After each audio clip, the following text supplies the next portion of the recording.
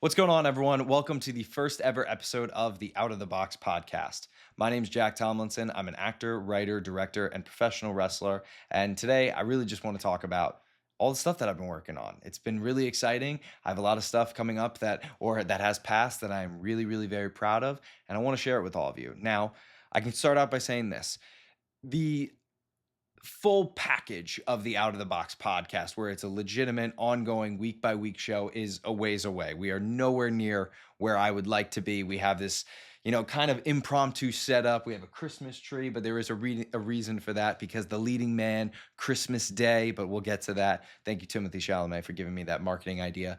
Is that even giving me it? I kind of just stole it. He has no idea. But I know. However, I've been wanting to do this for a very, very long time. I do believe there is too many podcasts in the world, and not that I necessarily need to be one of the podcasts that stays. But I do love sharing stories. I love talking. I love hearing from people. And I feel like podcasts, when I say hearing from people, I mean listening to podcasts. I feel they can be very entertaining, they can be very educational. And I'd like to try my hand at seeing if I can be one of the good ones that is useful and beneficial. And with all these film projects I have coming up, with wrestling that's been going on in my life since I was 15 years old, a bunch of people are asking me for more information than just what lies in the comment section. So I figured, even if we're not ready for the Out of the Box podcast, we can dip our toe in the water of the Out of the Box podcast, because Jack is commonly synonymous with being in the box, a Jack in the box. And I figured, with all of my stories, all my emotions, all my experiences, it doesn't do me, but it doesn't do anyone else who I'd like to help more than myself. I feel like that's a good purpose in life, is to aim to help other people, aim to inspire other people, aim to share with other people. I feel like I'm not doing that for anyone else. I'm not doing it for myself if I just keep it all metaphorically and literally in the box. So, as in the title, we're letting it all out of the box. And we're going to do that by talking about all the projects I've been working on. Right out of the gate, I want to talk about Bailey's Pack Production, which is my production company that I started back in 2023. It all began with a short film called Rest in Memories, which starred my good friend right here, Curious George.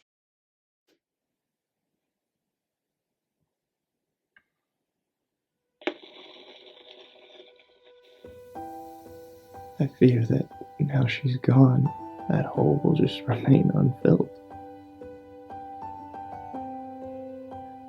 How does one go on with a hole in their heart?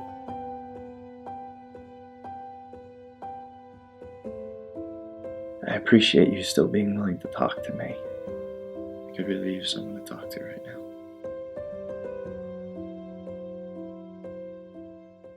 Off topic, I'm really excited to figure out the pacing of a podcast. I did my time in professional wrestling where I was the fastest talker in the room. And now I kind of do my time in wrestling where I take my time and I'm a bit more Shakespearean with it. And I'm kind of curious to find out what is the perfect mix of both of those characters to take this podcast to the next level. I want to be myself. I want to be honest. I want to be genuine with all of you. But in a weird way, no matter how hard you try, no matter how truthful you're being, I feel like once that camera goes up, the light goes on, there is a version of a character of yourself that's being portrayed. Now, anyone who's a fan of professional wrestling knows the best characters are the ones that are a version of yourself turned up.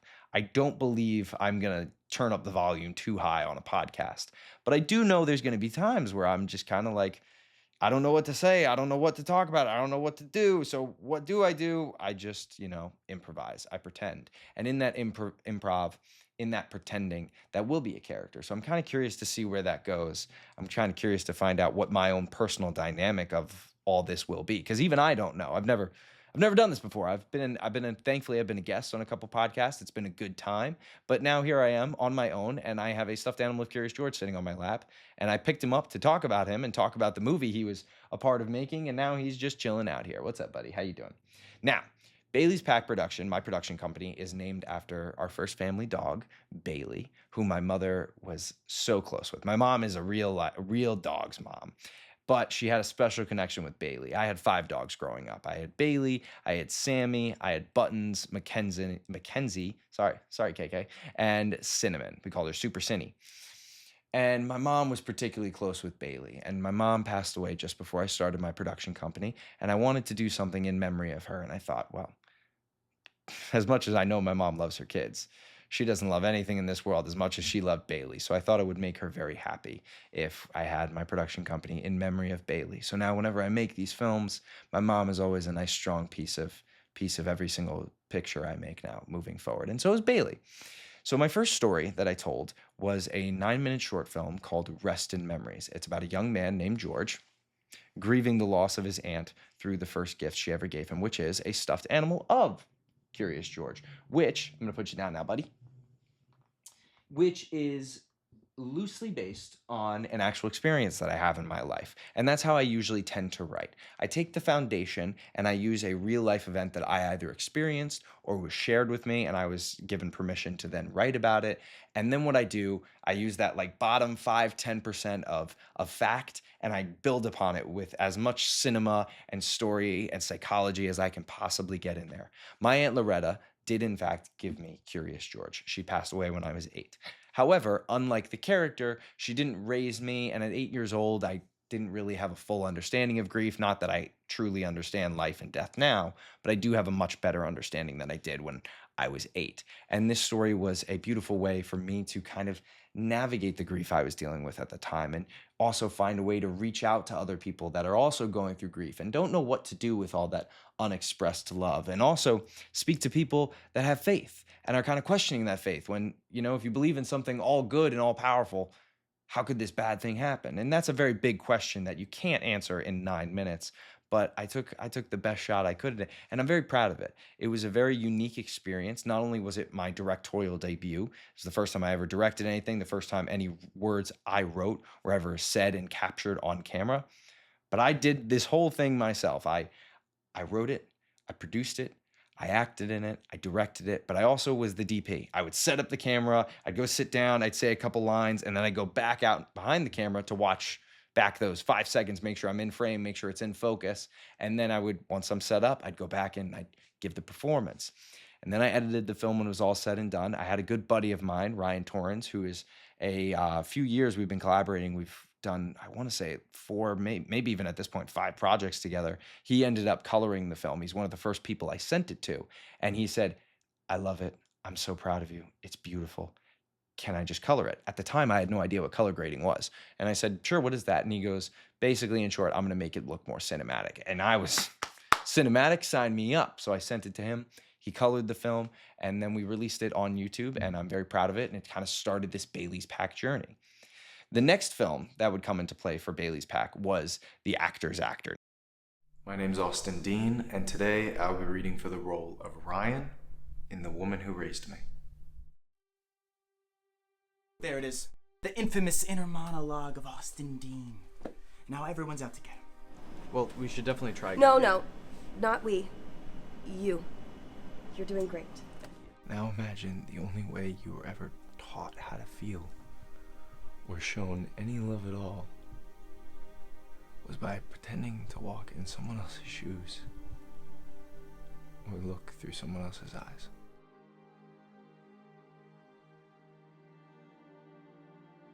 I just don't think it needs to be that deep. Hey, my name is Jake Edwards, and I'll be reading the role of Ryan in The Woman Who Raised Me.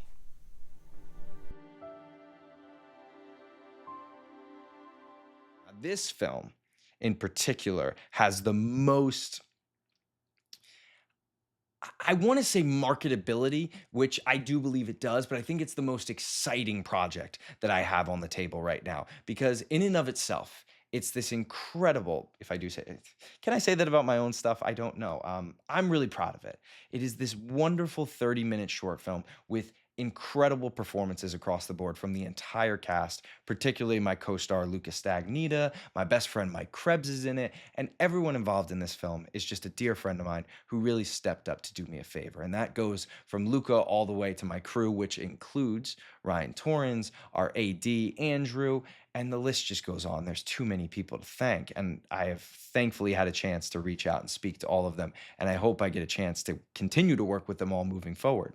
And it's a story about a child actor named Austin Dean, who I play, who found great success and great fame at an early age. But now, as he's kind of stepping into young adulthood, he realizes all he really had going for him was the baby blues. And now that he's older and his acting is not as refined and it's kind of more based on technique rather than just, cuteness appeal, he finds that most people, the world of Hollywood, including the world that his mother lives in, no longer really care for him. So he becomes obsessed with getting back in that spotlight and proving that he was not just this once beloved child star. He's more than that.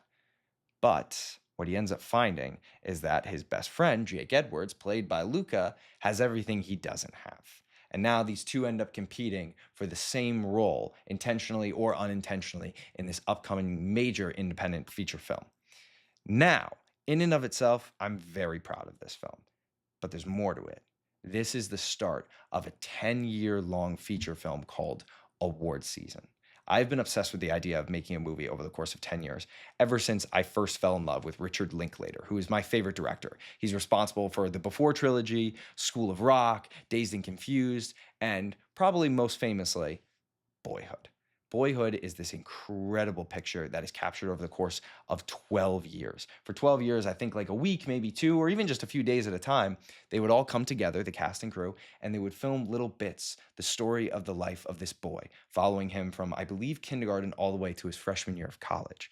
And I thought, this is the most human. It's not only incredible, it's not only unique, but it's so human. It's a humanized way to create a motion picture. And movies in and of themselves create this larger than life expectation. Whether the film is grounded or the film is in outer space, it is going to be viewed as larger than life. No matter what the characters do, no matter how honest the performances are, no matter how real the writing is, at the end of the day, there's always going to be a level of, yeah, but it's a movie, life's not a movie. And Richard Linklater's films have a way of kind of breaking that mold. And I always want to break that mold. I do believe there's got to be a little bit of flair in it, because a great performance is not only truthful and grounded, but it's humans at their most interesting points. So you kind of have to walk that fine line of being truthful, but also being a bit performative so that the audience remains engaged with you, but also is still listening to you and not getting distracted by the pizzazz of it all. And Richard Linklater does that better than anybody. And he kind of sparked in my mind, I want to make a film that is told over the course of a long period of time. I want this 10-year-long film. And I wrote The Actor's Actor as a short film, and I'd started writing this film called Award Season, which is also about two actors competing during award season. And I really wasn't loving the idea of writing the same story twice, just at different times in their life. The Actor's Actor takes place with two young actors in their 20s, and Award Season takes place with much older actors, who are well established and are now pining for that award. And then it hit me, maybe a month out of shooting The Actor's Actor. What if it's the same film? What if they're the same guys? Make a few tweaks here and there when we get 10 years down the line, and now The Actor's Actor isn't just the start. The Actor's Actor is all the flashbacks, every memory that brought them to that point in award season. We can actually show the audience through this short film. And the best part about it is that in 10 years, not only will technology be better, not only will the whole entire production value be better, will Luca and I be better actors. So anytime we call back to The Actor's Actor, it'll be real, because it'll actually be what we were like 10 years ago, or however long ago it will be at the point of filming. We won't have to fake it. We won't have to, kind of do this like little movie magic to make people believe it. No, that'll really be us 10 years ago. And it's the beauty that Richard Linklater taught me, without even knowing it, the beauty of using real life time to tell your stories. And The Actor's Actor is just, it has so much potential. And to build into award season, I mean, this is something that is a decade away from me, and I think about it as if it's right here in front of me. And the fact that someday I'm going to get there is truly mystical, and I'm so excited for it, and I'm so glad. Sometimes I'm a little on the fence about social media. I've done my time where that was like my character in professional wrestling, but more on that a little bit later.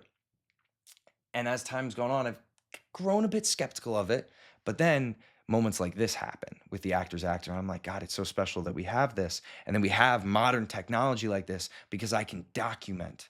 I can document my full journey. Thankfully, the actor's actor actually just got accepted into its first film festival at Indie X Film Fest, which is in LA. And listen, LA, Hollywood, that's the heart and soul of motion pictures. That's, where you dream of going. You take that Hail Mary out to LA. I'm still born and raised right here in New York, and I'm staying here. I love New York. I dream of Broadway as much as I dream of the big screen. And I think I have a lot more I have to do here before I move on to the next path. But that doesn't take away the magic that is in LA, that is in La La Land. And the fact that we're getting our festival premiere and in LA is such an honor. So genuinely, from the bottom of my heart, on behalf of myself, the entire cast and crew of the actor's actor, thank you so much, IndieX, because you're not just kicking off this short film. You're kicking off this 10-year award season motion picture, which is truly exciting. But that's not the only story that I am telling through Bailey's Pack over time. A big character, probably the most important character I've ever played, is the leading man in professional wrestling because he is the one character that has transcended not only from the big screen and professional wrestling, but both of them together. In the world of professional wrestling, I started out playing a character known as the Vessler, which was vlogger plus wrestler equals Vessler. He was essentially a wannabe Paul brother, yet thankfully, being young and if I do a little athletic and ambitious and getting to wrestle for WWE on Monday Night Raw, I found myself, thankfully, unlike Logan Paul now in WWE, I wasn't getting booed. I was getting supported, and that meant the world to me. I started a vlog channel from it, Jack Tomlinson Vlogs. I started posting on TikTok. Things were going very well. Things were popping off. I introduced the social media championship, and I was absolutely loving it. I knew I wanted to tell stories and I knew I loved making videos. But something was starting to, not work out for me. I wasn't sure what it was at the time. And I took a step away from wrestling. And when I came back, I knew I was ready to come back to wrestling. So I tried going back to this character, but that wasn't it for me. And I tried, and I was in a tag team, and I love my tag team. I love you, Dante. But something about it wasn't clicking, and I knew it was me. I knew it was me. I knew it wasn't wrestling. I knew it wasn't Dante, but it was something about what I was doing, and it was the character. I had been told for years by a very, very close friend in wrestling that eventually you're going to have to get away from this social media guy because for you, Jack, there's a ceiling to it. And I didn't listen to him, and I don't regret not listening to him because it needed to come when I was ready. It had to be in my time, not anybody else's. But eventually, I learned that lesson that I had hit my ceiling. And as much as I love that character and I am proud of all these videos, I put a lot of heart, soul, effort, and energy, and honestly, so much bravery because, gosh, I was so embarrassed to be filming myself in public, to be talking into the camera, and then for hours upon countless hours watching myself and editing myself, which has proved to be very beneficial in the self-tape world. But at the time, I didn't realize that it was a bit embarrassing and I had to get over looking at myself so much and I had to get over hearing my voice and having this little battle in my head like am I so self-absorbed that I'm spending so much time watching myself or am I so kind of uncomfortable in my own skin that I can't sit and watch myself? It was this weird dynamic that I was at a young I started making videos on YouTube when I was 18, I think. When I was 18, and I did it until I was 22, 23. That was like a weird dynamic. And I still do it from time to time because I love making videos. What I learned was I didn't love the content I was making at the time. I didn't like that my content kind of centered around what Jack is doing in Jack's life. And we're just going to put it in the world of professional wrestling. I like the idea of creating this whole character, what's going on in the world of professional wrestling, and seeing how we sprinkle it into the real life. Kind of switch it around a bit. Use social media more as a professional tool rather than a personal tool, which again bleeds into that whole point I was making in the beginning that whenever the camera goes on and the light is up and the light is red, there is a bit of a character in there. And I found myself at the time trying so hard not to play a character that I played the most over the top obnoxious character in the world. And now I find myself trying to play a character and that it actually makes me more truthful. I want to make sure I said that right. I wasn't trying to play a character and that made me this grand character that was a bit too much. And now I'm not trying to play a character, or now I am trying to play a character and it makes me more grounded. And I think that's because a bit older, a bit more perspective, a bit more understanding of who I am and what I want. But I think that's the big thing. I know who this character is that I play now. I know who the leading man is, which is my character now, the leading man in professional wrestling. And if you ask some people, he's a 15th century Shakespearean actor plugged into modern day cinema. Some people say he's a delusional Tom Cruise. Some people will say he's just jacked, dialed up. I like the delusional Tom Cruise of it all because it bleeds into the next production of Bailey's Pack, which is the Leading Man series. The first.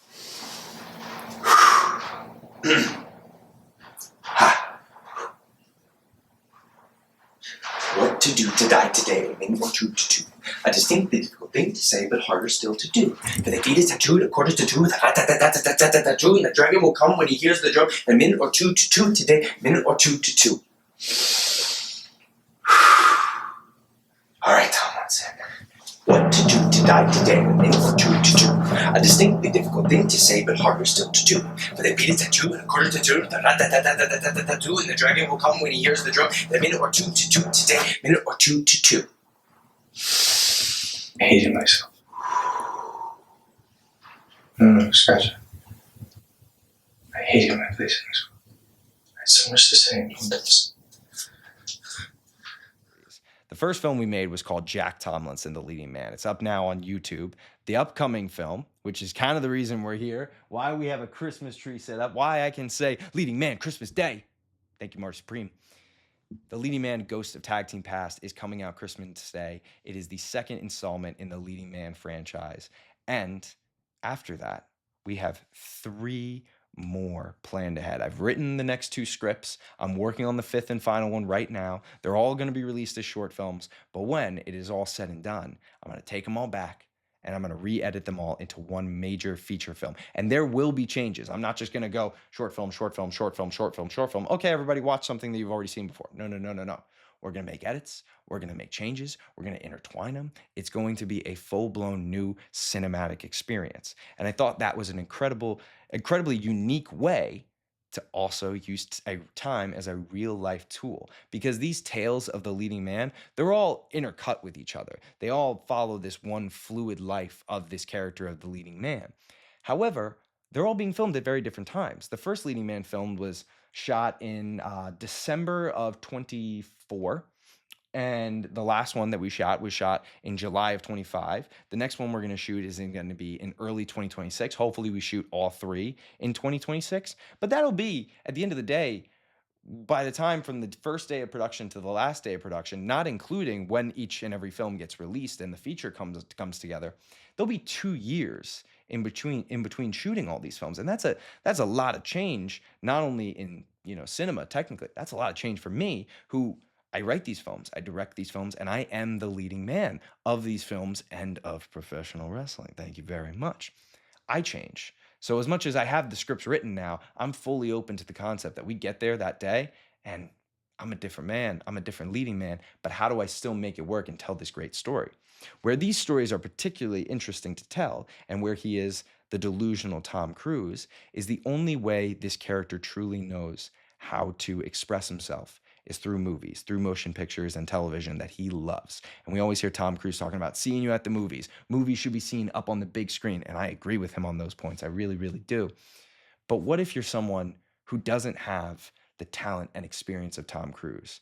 Well, then you're just someone regurgitating things that Tom says. Then you're just someone trying to be something you're not. And that's what the leading man is. He is a character who lives his life through movie references, which has made the writing process incredibly interesting for me, because I'm not just writing, my own experience and then cinematizing it. I am taking in all the cinema of my life to create this character that is, yes, truthful, but also very performative and also his own unique person, but he has no idea who he is.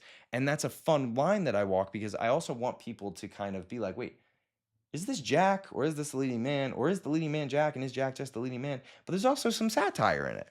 And it's a very exciting process. And, as much as I say the actor's actor is the most marketable thing I have going on, Rest in Memories is very personal, because it's the first thing I ever made, and I made it in memory of my aunt. And, George gets to be a part of it. And George has kind of found his way into every single film I've ever made. He's in the background of every film I ever direct, And moving forward, I hope I get to continue that. I hope he's my little Easter egg. I don't know if that's something that a director decides or if that's something an audience picks up on, and then you kind of continue to do it in order to give the audience that little, hey, we're in this together. I'm listening to you. But I've been doing that, and I want to keep doing that. George is very important to me. He was given to me on my first birthday. He's legitimately been with me since I was 1 year old. And now he's being with me on the big screen, which is really, really great. And his film is very personal. The actor is very marketable. But the leading man is just the obsession. It's the most obsessive project I work on because it's the first time I'm ever returning to a character. I'm going to play this guy 5 times, but that's just in film. I do play him in professional wrestling when I am on the independent scene. I've been doing it since 2023, I believe, was when I first debuted as the leading man. And I run him at several promotions the last year, particularly at Creative Pro, because I've been very fortunate. 2025, I've spent a lot of days on set, and I've spent a lot of days writing scripts, not only the ones we're talking about, but a lot of scripts we're not going to talk about today because I have big plans for them, but I got to, keep them close to the vest before I let that information out into the world. But I get to play this character beyond the big screen, So right now in the leading man short films, it's the leading man trying to prove to the world that he can be as good as Tom Cruise. Prove to his world in particular. He's trying to prove it to himself. He's trying to prove it to the other people around him. But in the Ghost of Tag Team Past, he's trying to prove it to his former tag partner. Again, a callback to Dante. And in the next 3, he's going to be trying to prove it to a very, very particular someone who is very, very important. But the character hasn't been introduced yet, so I can't say anything beyond that. But I think everyone is going to truly fall in love with this character. All I say is, I think you're going to love this character because everybody loves love. What everyone also loves in the world of the leading man is professional wrestling. And while it's been centered in Creative Pro, I think it's been going very well for me. I've had this hidden off camera, but as the leading man in professional wrestling, I not only won, but am still the current Creative Pro Mayhem Medal Award recipient. Creative Pro is my home promotion. It's where I started training when I was 15 years old. I've been there almost a decade now. It's where I've met all my best friends in wrestling. It's how that's not going to work. It's how I got myself a match with WWE and with AEW. It's where I won my first championship, the Creative Pro Tag Team Championship, that I walked across the graduation stage when I graduated from LIU. I had that title with me. This place is like home to me. But to be able to win this one in particular, this is the first accomplishment I've achieved as the leading man. Everything else I got was as the Vessler, was as the leader of the Jack Pack, the guy on social media, the vlog bro. And I love that, and I cherish that. And the leading man accomplished part of that because the leading man has always been within me. But this one is the first one since that character has truly been displayed to the world. And even if right now he's kind of singular to outside the big screen to Creative Pro, if it's going to be in one promotion, there's no better place than this school right here. It's a school that has birthed us some of the best talent in professional wrestling. I mean, Chris Statlander, Max Caster, MJF, and of course, the leading man of professional wrestling himself, Jack Tomlinson. And that's because of the incredible training that comes from Brian Myers, Pat Buck, as well as many others, myself in particular. I got training from VSK. And I took all that training, I took all that experience, I took all that knowledge, and I took my love of film, and I took my love of Shakespeare, and I took my admiration for Tom Cruise, and I put it into these films. So, if you watch anything after this video, if you go and click any of the links that are down below, if you check out any of my films, if you go to my IMDb, if you follow anything on my journey as an actor, I would love if you go to the leading man stories. I would love if you watch these films, see these tales, soak it all in. Because at the end of the day, he is a imperfectly perfect man filled with insecurities, based in the world of professional wrestling, which in my opinion is the best spectacle of art you can ever find in the world. And I'm really proud of him.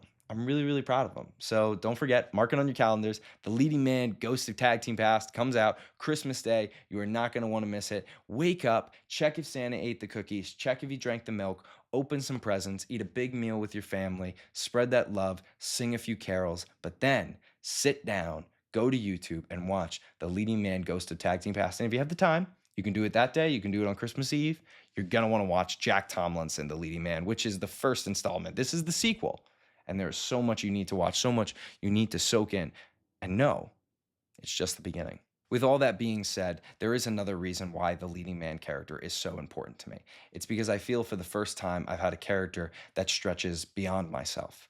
I don't know if any of you have seen this, but there is an Instagram account called The Leading Man Reporter, which definitely, I think, took a little bit of inspiration from The Hollywood Reporter. And I have yet to meet the person responsible for creating this content and following my career and documenting it and honestly making me feel like a real leading man. To the leading man reporter, whoever you are, wherever you are, I would like to personally invite you to get an early screening of The Leading Man Ghost of Tag Team Past. And then I would love to have a sit down interview with you where we can talk about the film because you have done so much for me. And I would really love if I could give you that little early screening, a little sneak peek behind the curtain. And selfishly, I would love if you could help me promote this movie because you're pretty good at reporting on stuff, if I do say so myself.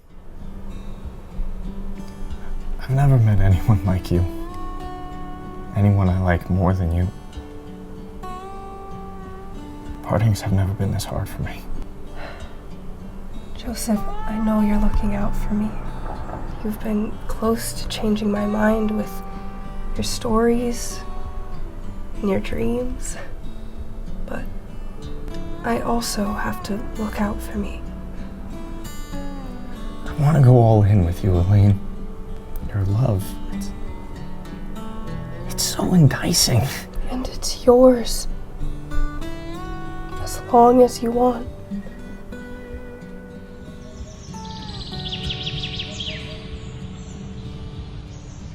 Bailey's Pack Productions' first ever full-length feature film, Stranger Song.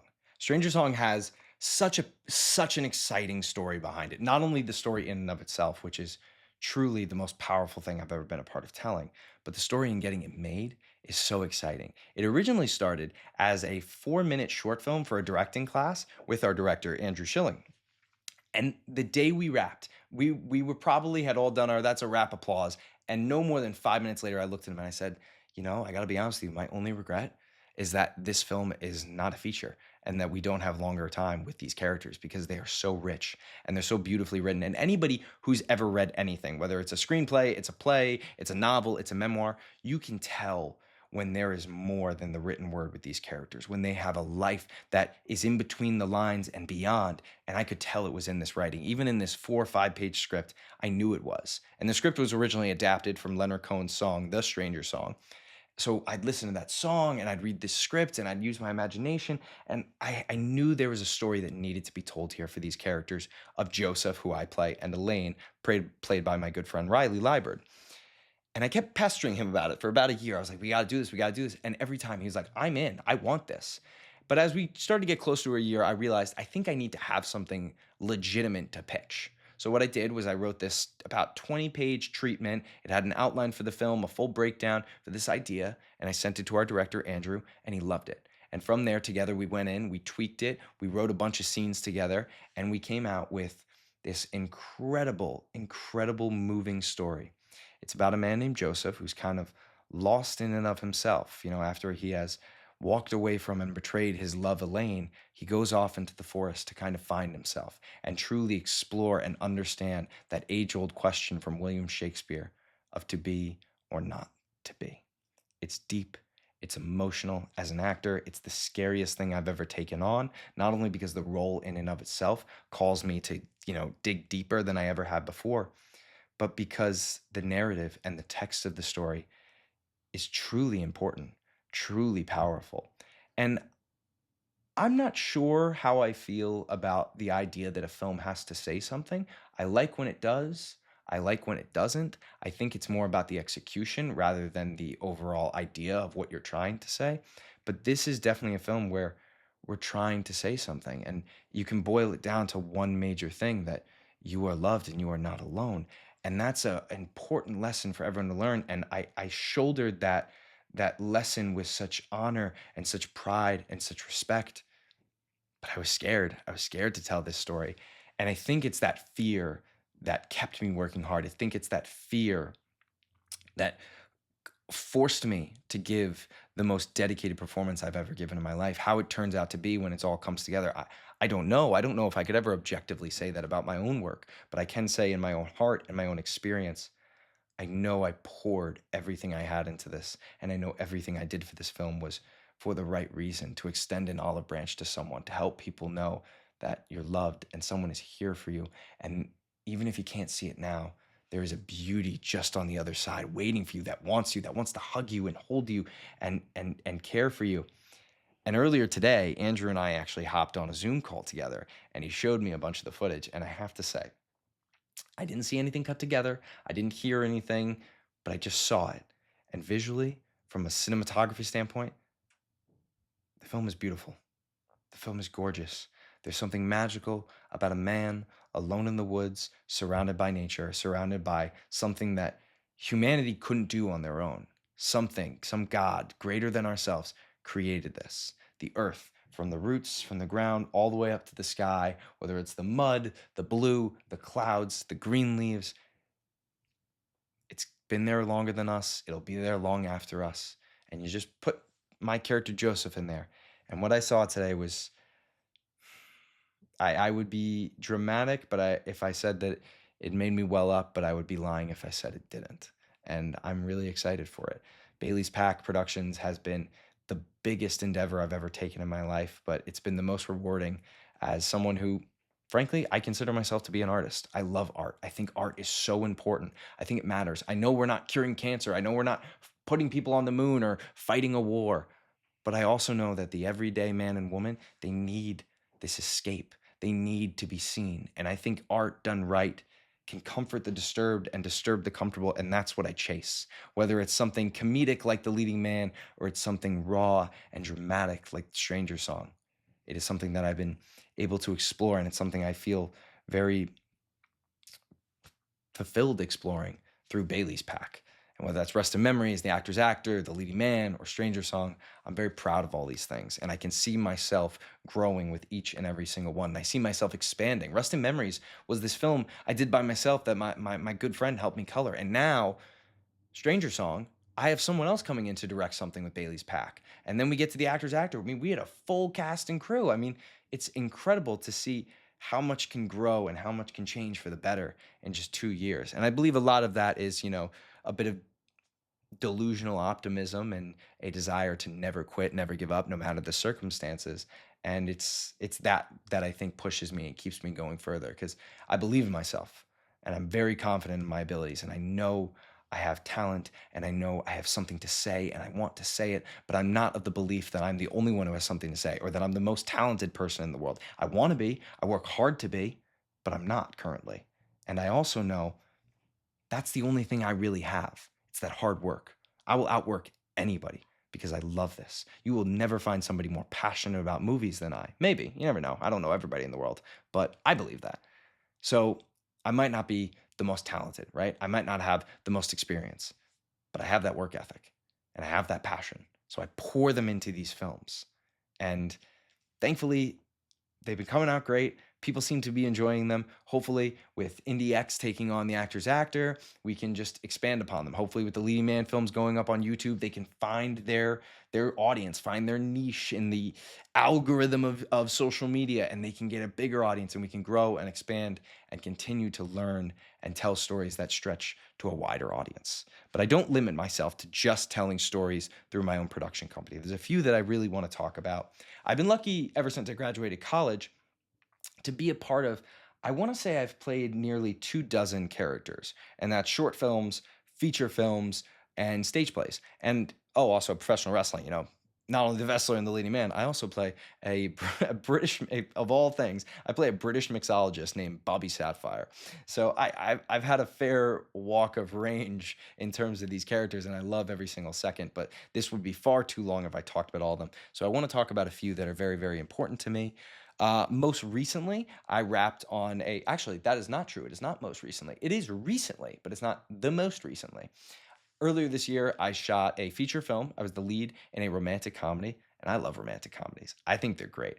They're beautiful. My mom's favorite movie was 13 Going on 30. I can never get enough of a good rom-com. And some truly great actors have led rom-coms, and it's its own unique flavor of storytelling and of acting. It has a great style to it. Oh my gosh.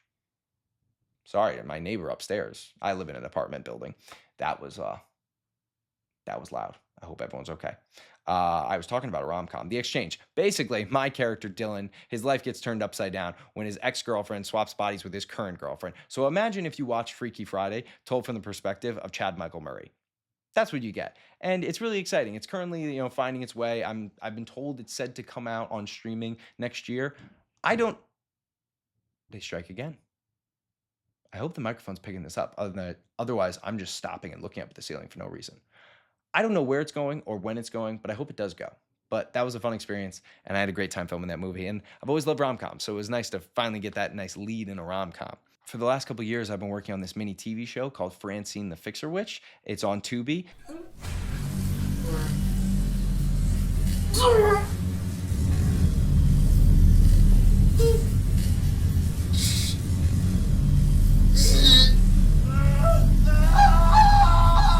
We started shooting, I want to say we shot in the summer of 24, season 1. It was supposed to go up that October, but it got delayed a year. It just never ended up on Tubi. And then earlier this year, in February, we shot, should I just ignore him at this point? I'm just going to ignore him at this point. In February of 25, we shot season 2. And then this summer, season 1 dropped on Tubi like spontaneously. I texted the director. I'm like, oh my God, do you see it's on Tubi? He goes, what? Like I knew before the director knew that it was on Tubi, which is really funny. And then the second season just popped up this past October. And I always looked at this character. My character's name is Lysander Kemp. And I always looked at this character as a mix between Luke Skywalker, or maybe more specifically, more accurately would be Anakin Skywalker, the Skywalker family. A mix between a Skywalker and Romeo Montague. He's got the anger and hate and confliction buried inside of him, but he's also just a young lover boy who just, wants to love and be loved. So what if he loves someone from the forbidden family on the other side? It's very Shakespearean.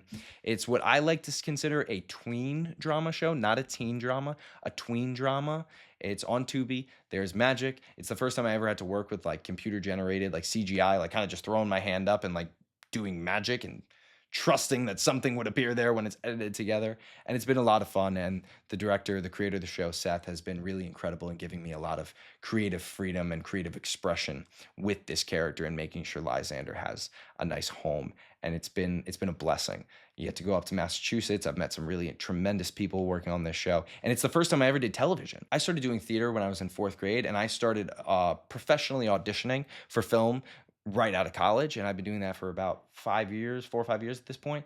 But television's kind of evaded me. A wonderful thing to experience as an actor, learning how to get into character, get into that moment, find it quicker, which has been a wonderful experience for me. But speaking of wonderful experiences, I have to talk about, here it is. The actual most recent thing I did was I filmed a short film called A Dish of Her Own. We shot it in Memphis, Missouri. It's the first time I ever flew out for acting. I did a short film a couple years back with a wonderful actor named Kendra Middleton, and Kendra wrote, produced, and starred in A Dish of Her Own. And by literally just the grace of God, a true blessing, she came to me and asked me to be in this film with her. And we flew out, and it was directed by Kaylin Alshouse. And it's this wonderful, wonderful coming of age story about a girl leaving her small town in pursuit of something bigger than herself, in pursuit of her dreams as a chef. And it's beautiful, it's passionate, it's Sweet Home Alabama meets Whiplash, and it's real, and across the board, it might be the best experience I've ever had on a set. It's the most solid crew you could ever ask to work with. And I loved every second of it. And I'm only 3 weeks out of it, and I'm still missing it like crazy. But even only 3 weeks out, having seen nothing, having known nothing other than the time I spent on set, I really think this one's going to do something. I think this one knows what it wants to say. We have the right team behind it, and I have high hopes for this one. And I'm so privileged that I was able to be a part of it. I'm so privileged that I've been able to be a part of all of this. Sometimes I get in my head and I'm like, yeah, but Jack, you're acting a lot, but you wrote them and you're producing them. So you gave yourself the part. And sometimes that can be a little tedious. It's like, if I gave myself the part, would someone else have given me this part? But then I take a step back and I realize, does it matter? Doesn't matter. I approach the work the same, whether someone else gave me the part or I gave myself the part. I'm pouring my heart and soul into this. I'm giving everything I got to this. And I am really, really proud of everything I talked about today, everything I haven't talked about, everything that is behind me, everything more importantly that is in front of me. I'm still consistently auditioning. I've been auditioning every week of my life since I graduated college. And the best part is, I truly do believe in my core that I'm just getting warmed up. And I know this is what I'm meant to do. It's where I'm meant to be. And I do see myself fulfilling and living those dreams on the big screen, on a Broadway stage. Not because that big screen or that Broadway stage will validate me and tell me I'm good. I believe in myself right now. But because certain dreams are meant to go beyond a night's sleep. Certain dreams are meant to be lived. And I know as a 10-year-old kid dreaming of being a WWE superstar, wrestling at WrestleMania, to who I am now, I know that in today's world, those dreams are already being lived. Even though I haven't wrestled at WrestleMania, even though I haven't had a movie going to theaters, even though I haven't performed on a Broadway stage, those are individual accomplishments. The dream was to be an actor. The dream was to be a wrestler. The dream was to be a writer and to be a director. And I'm doing all that. And I hope I get to those steps. But those will be milestones and bucket lists that I will hold and check off the list and cherish forever. But they don't make the dream. They're just a part of the dream. And I like to believe I'm living in a world now where I'm already living my dream. So all those things I just mentioned, they're not dreams anymore. They're goals. And my goal, in particular with this podcast, is to hopefully provide a bit of insight into these films that I am so in love with and so proud of, and to hopefully encourage other artists to create their own work and step out of their comfort zone and try something and take a chance on themselves and believe in themselves. And a bit selfishly, I hope it invites people to be a bit more excited about my work and to support what I'm doing a bit more than you may have otherwise done before. So thank you all so much for joining me on the first ever episode of the Out of the Box podcast. My name is Jack Tomlinson, whether you know me as the actor, the writer, the director, or the leading man of professional wrestling. I just want to say from the bottom of my heart, thank you so much for joining me today. Thank you so much for following me on this journey. Again, we're just getting warmed up, so I can't wait to see where it all goes. I can't wait to share it with all of you. But on that note, Merry Christmas and happy holidays, and wishing you a very happy and healthy new year. Take it easy. Bye.